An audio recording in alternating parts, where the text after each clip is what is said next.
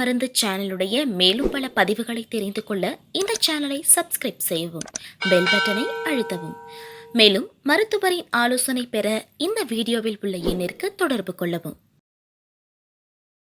இயற்கை மருந்து நேயர்களுக்கு வணக்கம். நம்முடைய அருகில் பாரம்பரிய சித்த வைத்தியர் மதிப்புக்குரிய வெங்கடேஷ் இருக்காரு. இவர்கிட்ட கிட்னி ஃபெயிலருக்கு ஏதாவது மருந்து இருக்கான்னு கேட்டேன். ஐயா சொன்னார், பல வருஷமாக நம்ம கிட்னி ஃபெயிலுக்கு மருந்து கொடுக்கலாம். அந்த மருந்து ஐயா நிறைய பேர் குணமாக இருக்காங்க. பிஃபோர் ஆஃப்டர் ரிப்போர்ட்டோடு நிறைய வீடியோவில் போட்டிருக்கோம். EGFR இன்க்ரீஸ் ஆன ரிப்போர்ட்டோடு நம்ம போட்டிருக்கோம். கிரியேட்டின் யூரியா குறைஞ்சதுக்கான ரிப்போர்ட், ஹீமோகுளோபின் ஐயான ரிப்போர்ட் எல்லாமே போட்டிருக்கோம் ஐயா. அதை பாருங்கள் அப்படின்னாரு. நம்ம நிறைய வீடியோக்களும் போட்டிருக்கோம். சரி, இப்போ அப்படி என்னென்ன மருந்து கொடுக்குறாரு, அது எப்படி குணமாகுது அப்படின்ற எல்லா விஷயத்தையும் இந்த வீடியோவில் பார்க்கலாம். வாங்க வீடியோக்குள்ள போகலாம். ஐயா வணக்கம் ஐயா.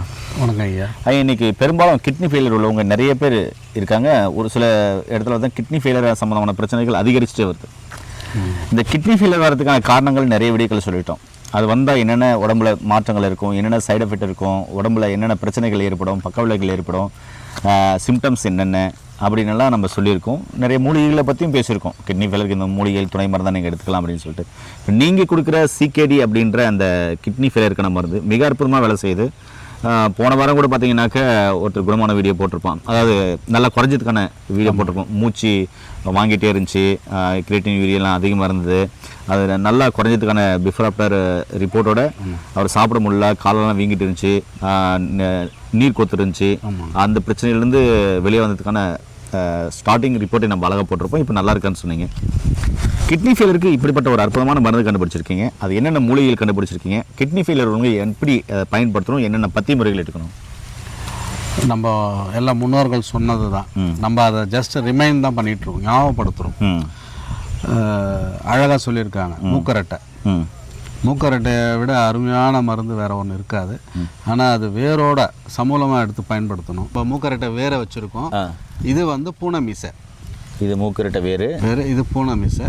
இது பூனை மீசை. பூனை மீசையும் பார்த்தீங்கன்னா ரொம்ப அருமையான ஒரு மருத்துவ குணம் உள்ள ஒரு இது. சிறுநீரகத்துக்கு ரத்தத்தை சுத்தம் பண்ணும். உப்போட அளவை வந்து அதிகப்படியாக குறைக்கும். இன்னும் நிறைய சொல்லிட்டு போகலாம் அந்த பூனை மீசையை பற்றி. இது இல்லாமல் கடை சரக்குகளும் நிறைய சேர்க்குறோம். இதை வந்து பிரிக்க குடிநீர்னு சொல்லுவோம் நம்ம. பிரிக்க குடிநீர் அது கூட வந்து நம்ம பற்பம் செந்தூரம் கலந்து மாத்திரை வடிவில் உங்களுக்கு இப்போ காமிக்கும் போது சூரணமாக காமிப்போம். ஆனால் இது மாத்திரை வடிவில் கொடுப்போம். பற்பம் செந்தூரம் எல்லாம் கலந்து மாத்திரை வடிவில் கொடுக்குறீங்க. மாத்திரை வடிவில் கொடுப்போம். ஓகே. இது 2 வேலைக்கு எடுத்துக்கிட்டு வரணும். ஓகேங்கய்யா. அது வெறும் வயிற்றில் அந்த பிரிக்க குடிநீர் கஷாயத்தை வெறும் வயிற்றில் 2 வேலை, காலை மாலை வெறும் வயிற்றில் எடுக்கணும். இது உணவுக்கு பின் காலை மாலை 2 வேலை மாத்திரை வடிவில் கொடுக்குறோம். அது எடுத்துக்கோங்க. இதுக்கு பத்திய முறை அப்படின்னு சொன்னோம்னா நம்ம ஆல்ரெடி நிறைய வீடியோவில் போட்டிருக்கோம். இருந்தாலும் திரும்பவும் அது எல்லாருக்கும் ஞாபகப்படுத்த விரும்புகிறேன். உப்பு அதிகமாக இருக்குது, சிறுநீரகம் செயலிழந்திருக்கு. அதை நெஃப்ராட்டிக் டிசீஸ்னுவாங்க. அது அந்த நெஃப்ரான் மெஷ் வந்து டேமேஜ் ஆகிடுதுன்னா அந்த சுத்திகரிப்பு நடக்காது. அதனால் பார்த்திங்கன்னா ரத்தத்தில் உப்போட அளவு அதிகமாகிடும். நம்ம CKD இந்த சூரணம் பற்பம் செந்தூரம் இருக்குது பாருங்கள், அது வந்து அந்த வலையை திரும்பவும் கொண்டு வரும். இயற்கையில் அதுமாதிரி வாய்ப்பு இல்லை. பட் சித்தர்களுடைய முறைப்படி நம்ம செய்கிறதுனால இந்த பற்பம் செந்தூரம்லாம் ஆட் பண்ணுறதுனால திரும்ப ஃபார்ம் ஆகும். அப்படி ஆக ஆரம்பிக்கணும்னா கூட வந்து உணவு முறையிலே நம்ம கொஞ்சம் கோஆப்ரேட் பண்ணணும். என்ன அப்படின்னா, எந்த உணவும் பச்சை நிறம் இல்லாமல் எடுக்கணும். காய்கறியோ பழமோ, இப்போ உதாரணத்துக்கு ஒரு சுரக்காய் ஜூஸ் சாப்பிட்றாங்க உப்பை குறைக்கணும் அப்படின்ட்டு, அந்த சுரக்காவில் மேலே இருக்கிற அந்த பச்சை நிறமி அதை வந்து பீலர் போட்டு அதை சீவி, கத்தி வச்சோ பீலர் போட்டோ சீவி சுரண்டி அந்த பச்சையெல்லாம் ரிமூவ் பண்ணிவிட்டு நீக்கிட்டு அதை எடுத்துக்கணும். கீரை வகைகளை சுத்தமாக அவாய்ட் பண்ணணும். ஏன்னா பச்சை இல்லாமல் கீரை கிடையாது. ஆனால் அதையே காய வச்சு சூரணமாக்கி பழுப்பு நிறமாக எடுத்தாங்கன்னா அது இஷ்யூ இல்லை.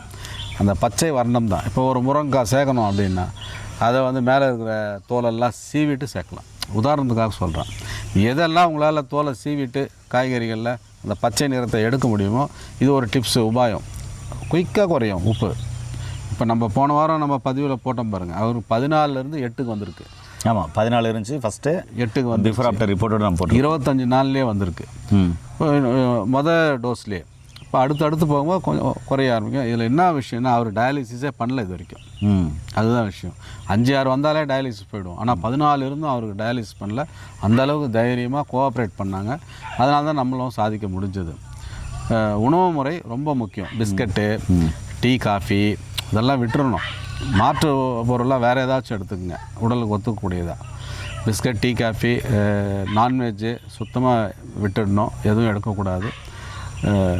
மாதிரி டைம் மேனேஜ்மெண்ட், பசிக்குதா ஈஸியாக சீரணிக்கக்கூடிய அளவுக்கு, செரிமானம் ஆகக்கூடிய அளவுக்கு எடுத்துக்குங்க. சிகேடி பேஷண்ட்டாக நீங்களோ இல்லை உங்களுக்கு தெரிஞ்சவங்க யாருக்கான சிகேடி பேஷண்ட்டாக இருக்காங்களா, அதாவது கிட்னி ஃபெயிலியரில் இருக்காங்களா, டயாலிசிஸ் பண்ணுறாங்களா? நீங்கள் டயாலிசிஸ் பண்ணுங்கள், டாக்டர் கொடுக்குற மருந்து மாத்திரைகளை எடுத்துக்கோங்க, மருத்துவர் கொடுக்குற மருந்து மாத்திரை எடுத்துக்கோங்க, இல்லை வைத்தியர் கொடுக்குற மருந்து மாத்திரை எடுத்துக்கோங்க, சித்தா ஆயுர்வேதில் அனைத்து மருந்துகளும் நீங்கள் எடுத்துக்கோங்க. அதெல்லாம் கடைப்பிடிங்க. அதே சமயத்தில் கீழே போட்ட நம்பர் கால் பண்ணுங்கள். படித்து பட்டதாரி மருத்துவம் மூலமாக இங்கே கொடுக்குற இயற்கையான மூலிகையிலிருந்து தயாரிக்கப்பட்ட இந்த சித்த மருந்துகளை எடுத்துகிட்டு நோய் நொடி இல்லாமல் ஆரோக்கியமாக வளங்க. நிச்சயமாகவே ஐயா சொன்ன மாதிரி கிட்னியை திரும்பவும் புதுப்பிக்க முடியும். அப்படிப்பட்ட மருந்துகள் பார்த்தீங்கன்னா சித்த மருத்துவத்தில் இருக்குது. இங்கே நீங்கள் பார்த்தது 2 மூலிகைகள் தான். ஆனால் அது இல்லாமல் நிறைய மூலிகைகள், பற்பம் செந்தூரங்கள் நுணுக்கமாக சேர்த்தப்படுது. அதனால் கிட்னியில் இருக்கிற நெஃப்ரான்கள் திரும்பவும் புதுப்பிக்க முடியுமானா நிச்சயமாக முடியும். அதுக்கான சாத்தியக்கூறுகள் அதிகமாக இருக்குது. சித்தர்கள் சாதிச்சிருக்காங்க. அப்படிப்பட்ட மருந்துகளை தான் ரொம்ப நுணுக்கமாகவும் தெளிவாகவும் இங்கே செஞ்சு மக்களுக்கு சைடு எஃபெக்ட் இல்லாமல் கொடுக்குறாங்க. ஏன்னா கிட்னி வடிகட்டணும் அப்படின்னா அதில் முழுக்க பார்த்தீங்கன்னாக்கா ரொம்ப அற்புதமான மருந்துகளாக இருக்கணும். கொஞ்சம் சைடு எஃபெக்ட் இருந்தால் கூட பார்த்தீங்கன்னாக்கா கிட்னி டேமேஜ் ஆகிறதுக்கு ஆரம்பிக்கும். அப்படிப்பட்ட கிட்னியவே சரி பண்ணக்கூடிய மருந்துகள் இருக்குது அப்படின்னு சொன்னால், அந்த செல்களையே புதுப்பிக்கக்கூடிய மருந்துகள் இருக்குதுன்னு சொன்னால் சித்த மருத்துவத்தில் கண்டிப்பாக இருக்குது. மீண்டும் இன்னொரு அருமையான பதிவு சந்திக்கலாம். நன்றி, வணக்கம். வணக்கம் ஐயா. வணக்கம் ஐயா.